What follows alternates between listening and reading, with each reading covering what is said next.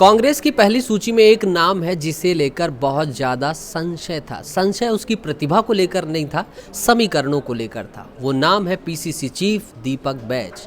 लेकिन अब पहली सूची कांग्रेस की आ गई है। 30 सदस्यीय सूची है जिसमें दीपक बैज का नाम पुनश्च दिखाई दे रहा है वर्ष 2018 की तरह। हलचल तेज है इस नाम को लेकर क्योंकि इसके बहुत सारे इम्पैक्ट है। बस्तर जो कि कांग्रेस का मजबूत गढ़ है, तो हम जानने की कोशिश करेंगे गौरव को कि दीपक बैज के आने के क्या समीकरण बने, कैसे उनकी एंट्री हुई और क्या कुछ अब मुकाबला देखने को मिलेगा।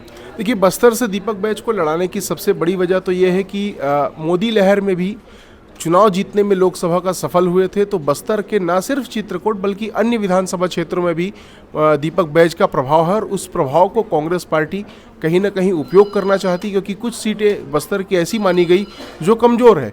कहा यह जाता है कि छत्तीसगढ़ की सत्ता का रास्ता जो होता है वो बस्तर से होकर गुजरता है, तो उस रास्ते में कहीं कोई रुकावट ना आए, कोई अड़चन ना आए, और अगर आए भी तो उसे संभालने के लिए एक ऐसा मुफीद चेहरा हो जो डैमेज कंट्रोल कर सके। तो अगर बस्तर के मैदान में स्वयं दीपक बैज मौजूद होंगे तो न सिर्फ अपनी सीट बल्कि कुछ और सीटों की भी राह आसान कर सकेंगे। इस वजह से दीपक बैज को लाया गया।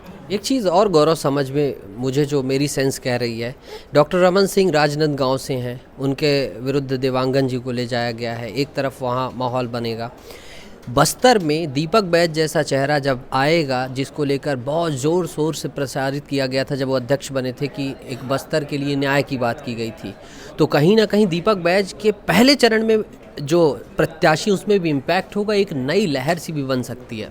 निश्चित रूप से बस्तर के जो 3-4 सीटें हैं जिस पर सबकी निगाहें होंगी, उसमें चित्रकूट होगा, मोहन मरकाम की कोंडागांव सीट होगी, कवासी लखमा की कोंटा सीट होगी, क्योंकि यही मंत्री हैं और मंत्री के साथ साथ पीसीसी चीफ दीपक बैज चुनाव लड़ रहे हैं। तो इसका जो प्रभाव है वो व्यापक हो, और बस्तर में कहीं ना कहीं कांग्रेस के सर्वे रिपोर्ट में भी इस बात की जानकारी आई थी कि कुछ सीटों पर वहाँ पर स्थिति अच्छी उतनी नहीं है जितनी 2018 में थी।